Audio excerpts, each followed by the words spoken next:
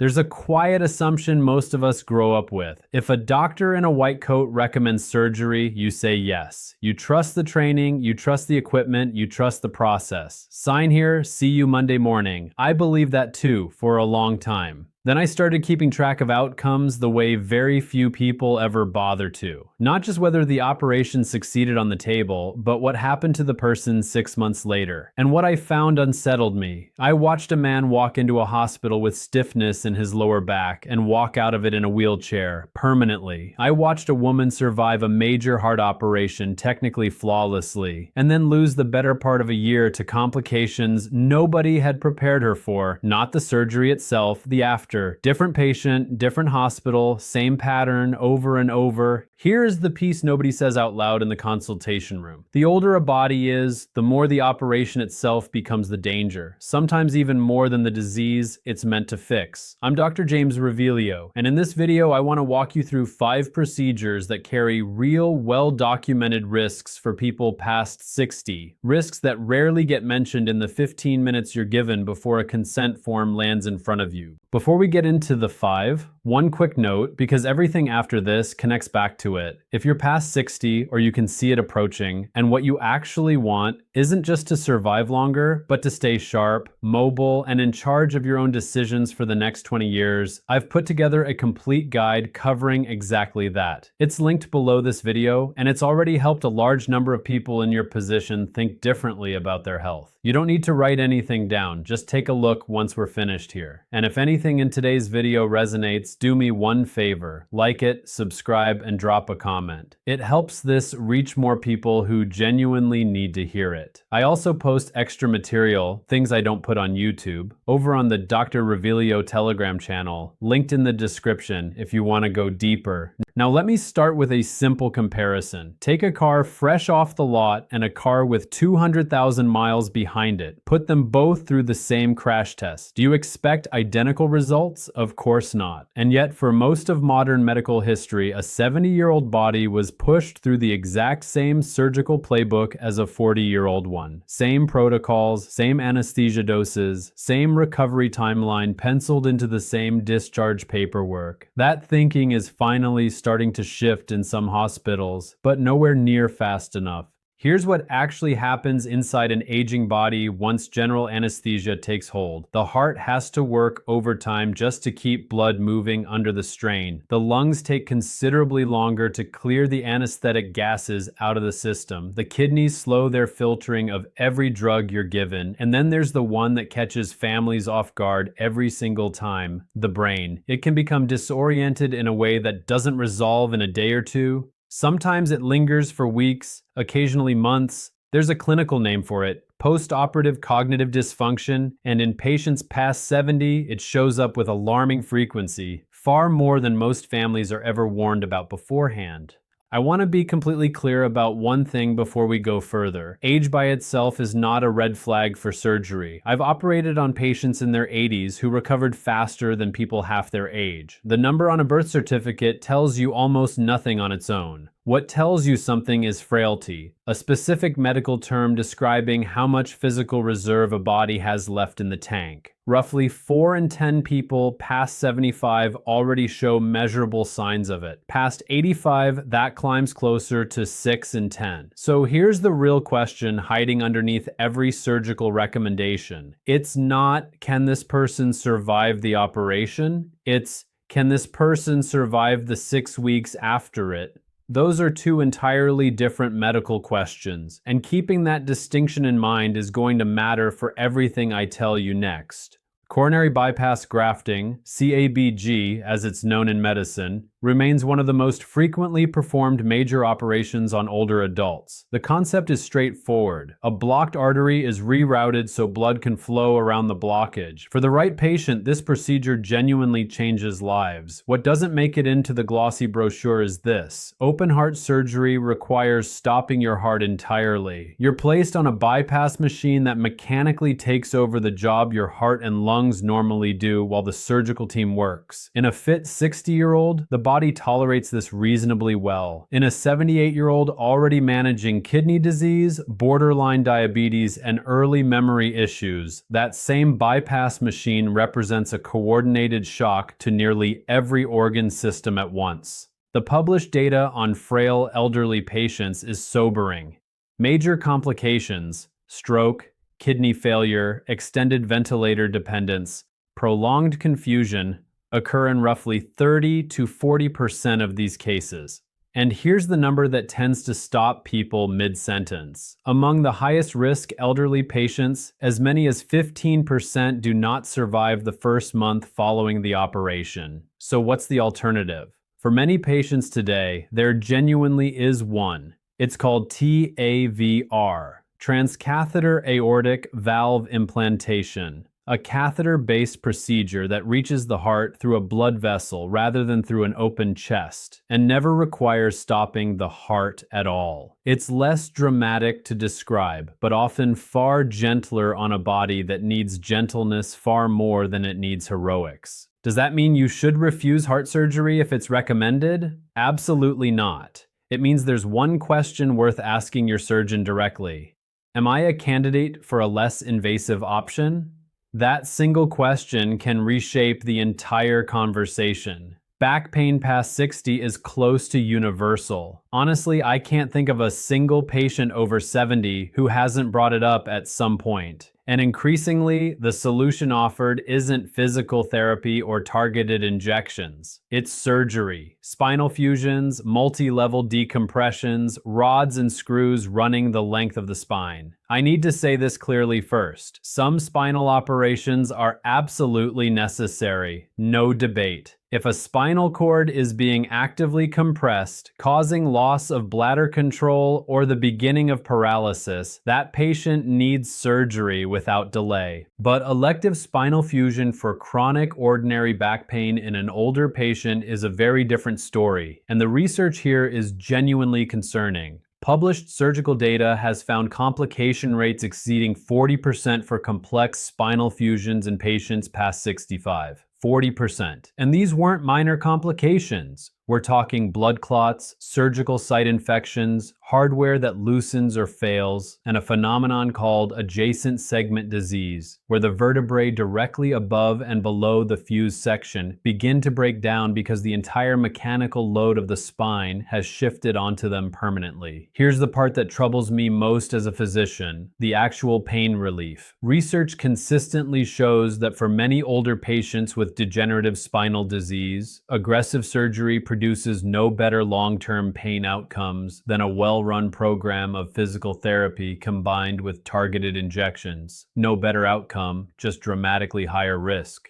A colleague of mine, a genuinely excellent spine surgeon, once told me something I've never forgotten. Sometimes the best operation is the one you talk someone out of. I think about that line often. Has a doctor ever told you surgery was your only option for back pain? Tell me in the comments. I'd like to know how common that exact phrase really is. This is the hardest of the 5 to discuss, because the moment anyone hears the word cancer, the instinct is immediate. Cut it out, get rid of it now. I understand that instinct completely. I'd feel exactly the same way sitting across the desk from that news. But 2 decades in surgery have taught me something important. The true goal of cancer treatment isn't simply removing a tumor. It's giving the patient more good years of life. And sometimes, not always, but sometimes, major surgery in a frail older patient works against that exact goal. Consider pancreatic cancer surgery, known as the Whipple procedure, one of the most technically demanding operations in all of medicine. It involves removing part of the pancreas, a portion of the small intestine, the gallbladder, and part of the bile duct in an operation that can run 6 to 10 hours on the table. In a younger, otherwise healthy patient, it can be genuinely life-saving. In an 80-year-old already managing heart disease and reduced kidney function, the surgery may technically succeed, the tumor is gone, and the patient can still pass away within weeks, not from the cancer, but from the operation itself. There's a clinical term for this, futile surgery, and it happens far more often than most people would guess. Surgical research has found that nearly 1 in 5 older cancer patients who underwent resection experienced what's called failure to rescue, meaning a complication occurred that a weakened body simply couldn't recover from. So what's worth asking your oncologist directly? Try this. If we don't operate, what does watchful waiting, radiation, or targeted therapy realistically look like for someone my age and health profile? That single question opens a door many patients never even realize exists. And sometimes what's behind that door is genuinely the better path. Hip and knee replacements rank among the most successful surgical procedures ever developed. And I say that without any hesitation.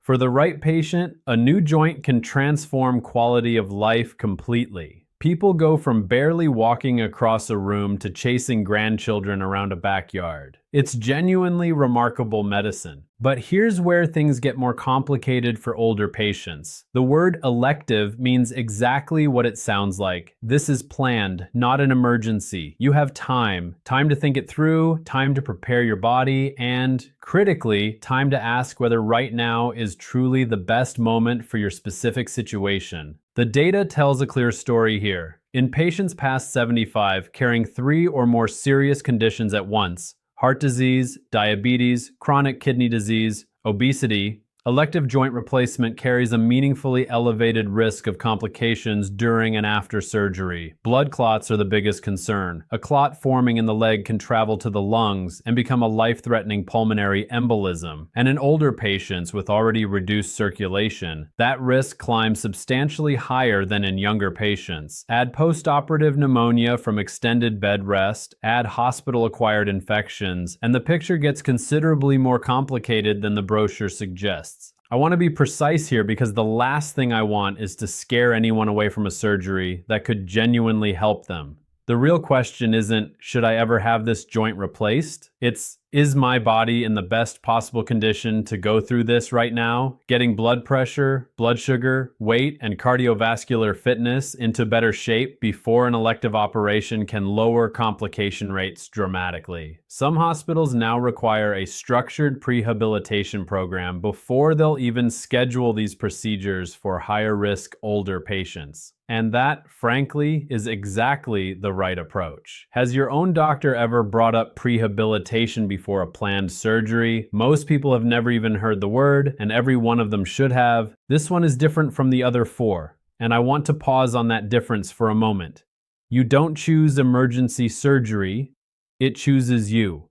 A perforated bowel, a ruptured appendix, sudden internal bleeding. These situations don't leave room for an unhurried conversation in a quiet office. But here's why it still belongs on this list. Understanding the risks ahead of time, before the emergency ever happens, changes how families make impossible decisions in those terrifying middle-of-the-night moments. Emergency abdominal surgery in patients past 75 carries some of the highest mortality rates found anywhere in surgery. In the most severe cases, we're talking about a 30 to 50% risk of death. Not because the surgeons lack skill, but because an aging body under sudden traumatic stress is fighting on every front simultaneously. The liver, the kidneys, the heart, the lungs, all of them get hit at once. And an inflammatory response that a younger body would typically bring under control within days can spiral in an older body into something called systemic inflammatory response syndrome, where multiple organs begin shutting down one after another. It is exactly as serious as it sounds. So what can you actually do with this? 2 things, and both matter enormously.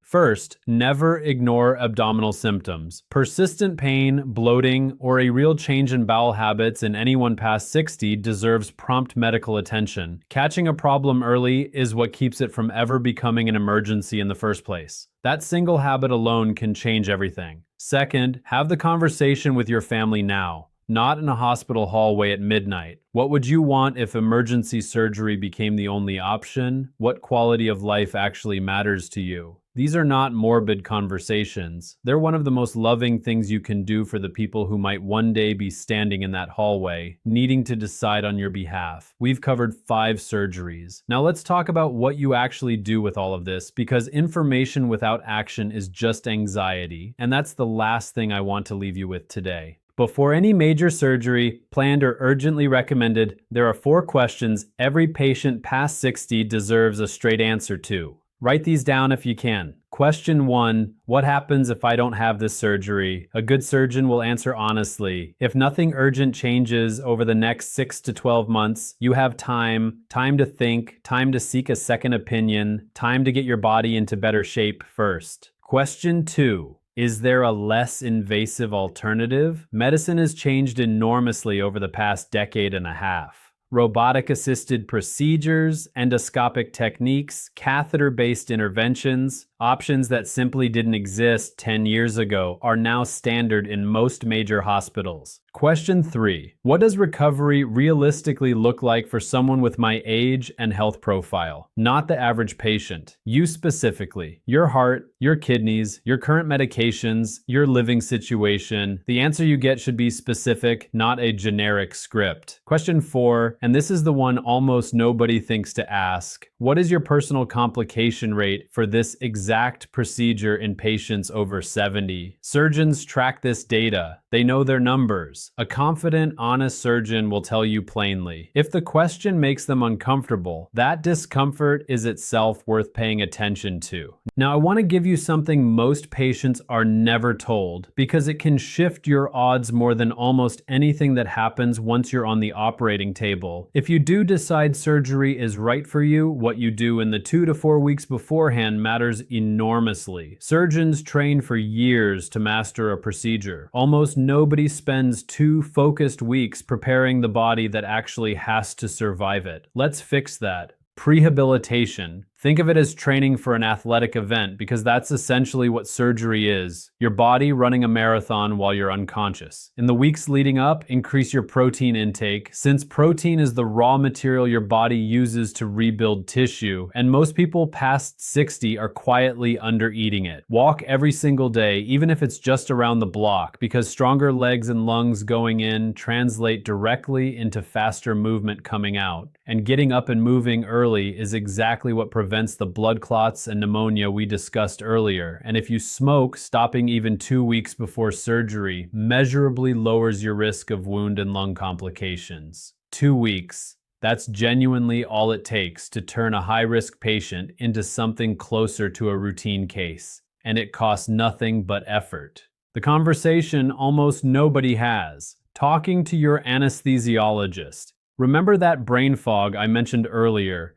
Post-operative cognitive dysfunction. There are real, practical steps that lower the odds of it. Request a preoperative anesthesia consultation. Bring a complete list of every medication and supplement you take, and I mean everything, including the fish oil and the over-the-counter sleep aid, because some of these interact with anesthesia in ways that genuinely surprise people. Ask whether a regional or spinal anesthetic, numbing just the surgical area rather than putting your entire brain under, is an option for your procedure. For many hip and knee surgeries it is, and it tends to be considerably gentler on an aging brain. And here's something that sounds almost too simple to matter. If you wear hearing aids or glasses, ask to keep them with you right up until you go under and get them back the moment you wake up. Patients who can see and hear immediately upon waking experience noticeably less hospital confusion. The research on this is clear, and it costs nothing.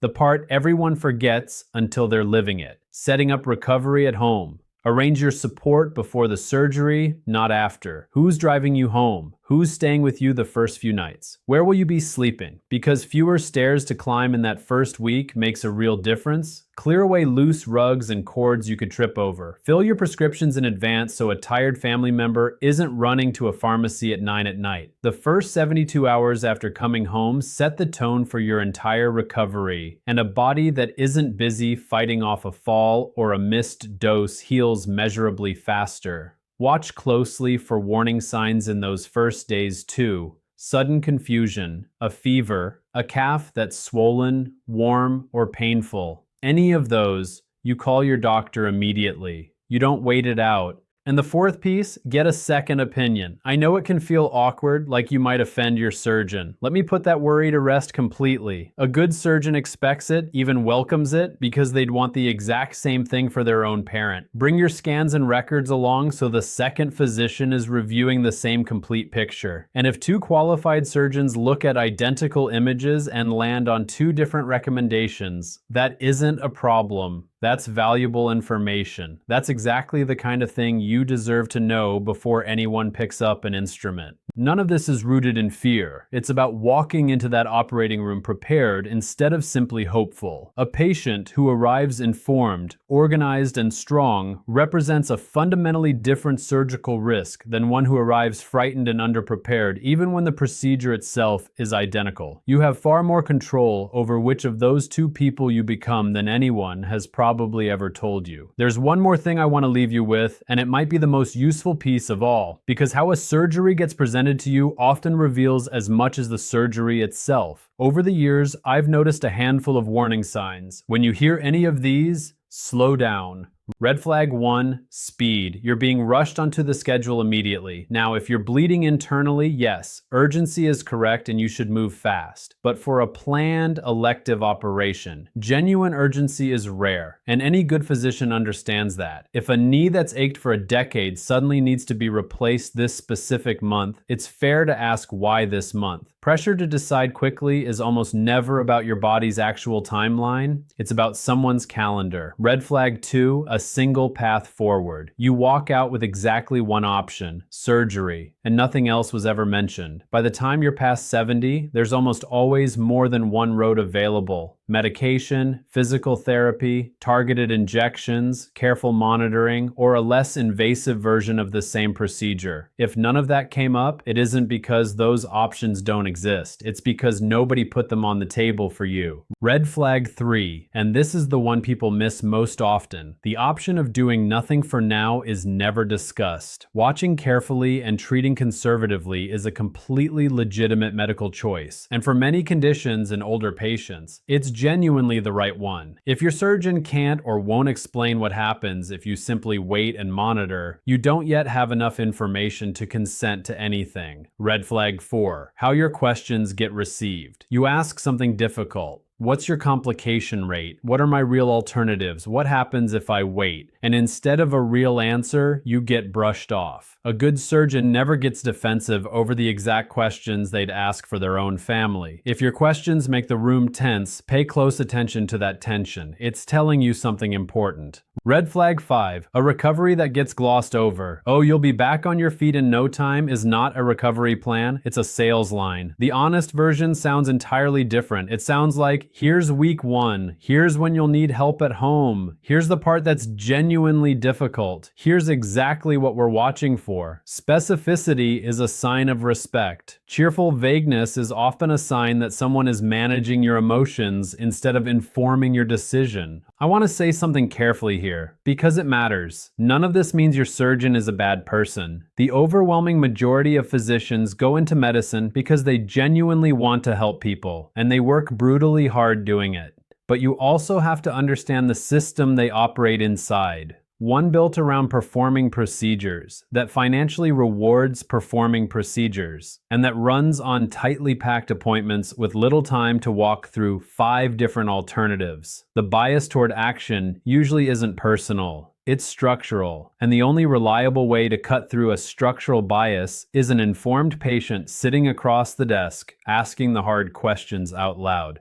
So what does a genuinely good surgical conversation actually look like? A good surgeon slows down, they sketch the problem out for you, sometimes literally on paper, they name the risks before you're forced to ask. They tell you unprompted what your alternatives are and what happens if you choose to wait. And the very best of them will say the words every patient hopes to hear. If you want a second opinion, I think that's a smart idea. And here's exactly who I'd send my own mother to. When you hear that, you've found someone worth trusting. Hold on to them. One more small thing that does more good than almost anything else on this list. Never walk into a major surgical consultation alone. Bring someone, a spouse, an adult child, a close friend. Here's why this matters more than people expect. Over years of practice, I've watched this play out repeatedly. The moment a patient hears a frightening word, cancer, surgery, blockage, a kind of fog settles over them. The mind jumps straight to the worst case scenario, and from that point forward, they barely absorb another word the doctor says. Later in the car, they can't recall half of what was actually discussed. It has nothing to do with intelligence. It's simply what fear does to the human brain under pressure.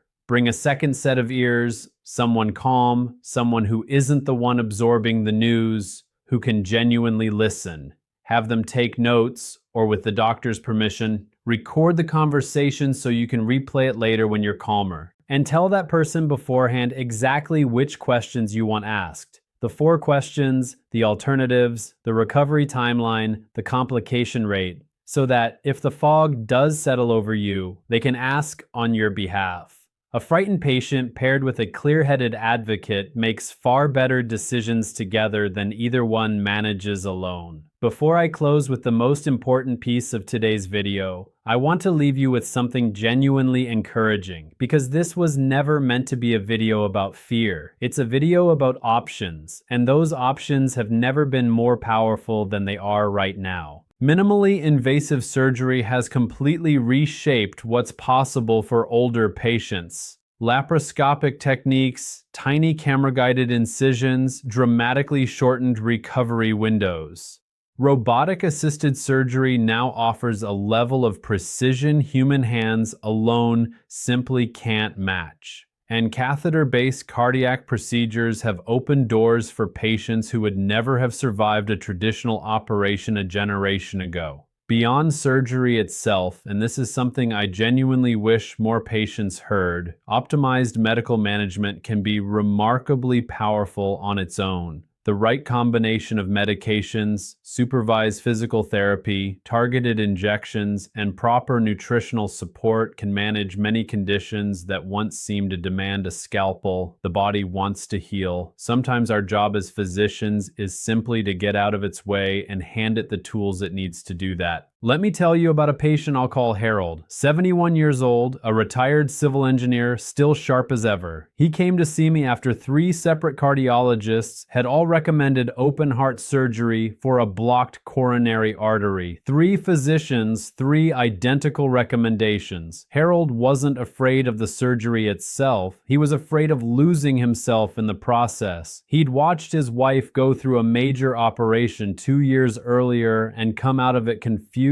exhausted, and never quite the same person she'd been before. He told me once, "Dr. Revealio, she went in as my wife, and she came home someone I had to take care of." That sentence has stayed with me ever since. When I went through Harold's complete profile, his kidney function, his frailty score, his cognitive baseline, I sat down with him for a full 40 minutes, not the usual 15, and told him the truth. Surgery was one option, but so was an aggressive medication protocol paired with supervised cardiac rehabilitation. For his specific profile, the published data showed comparable 5-year outcomes between both approaches. He chose the non-surgical path. That was 4 years ago. Last month, he sent me a photo. He's standing at the top of a hiking trail in Colorado, flanked by his 2 granddaughters, both taller than him now, grinning like he just won the lottery. Here's what I need you to take away from all of this, because it's the single most important thing I'll say today. A surgical recommendation is not a verdict. It's the opening of a conversation. You are not a passive recipient of someone else's medical decisions. You are an active participant in your own care. The moment you sit down in a surgeon's office, you have every right to ask the hard questions, to request the alternatives, and to take exactly as much time as you need. The surgeon holds the instrument, but you hold the choice. And that choice, made with full information and a clear head, is the single most powerful tool in all of medicine. More powerful than any operation I've ever performed in my career. Bringing it all together, let's recap the 5 surgeries that carry serious, often unspoken risks for people past 60. open heart surgery in a frail patient, where genuinely less invasive alternatives now exist, aggressive spinal fusion, where the evidence for long-term pain relief is considerably weaker than most patients are ever told, major cancer resections, where the true goal has to remain more good years of life, not simply tumor removal, elective joint replacement in a seriously ill patient, where timing and preparation matter every bit as much as the surgery itself, and emergency abdominal surgery, where your best protection is catching problems early and having honest conversations with your family well before any crisis hits. None of this means avoiding surgery altogether. Surgery saves lives every single day. I've witnessed it, I've been part of it, and I remain genuinely proud of that work. The message is simply this: be an informed patient. Ask the hard questions, request the alternatives, get a second opinion, and if you need one, a third. Your age is not a weakness. What's the one question you'd most want to ask your own surgeon before a major operation? Tell me in the comments below. I read every one of them. And if today's video helped you or someone you love think a little more clearly about a surgical decision on the horizon, please share it. That single share might be the most important thing you do all day. Take care of yourselves. Stay curious. Keep advocating for your own health, and don't forget to check the guide linked below this video if you want a complete plan for staying strong and independent well past 60. You deserve a surgeon who explains everything honestly and a medical team that treats you as a genuine partner in your own care. And one final note, everything shared in this video is general medical information based on published research and clinical experience. Every person's situation is unique. Before making any decision about surgery or treatment, please have a full, honest conversation with your own doctor or specialist. They know your history, they know your body, and that conversation, informed, direct, and unhurried, is exactly where good medicine begins. Dr. James Revealio,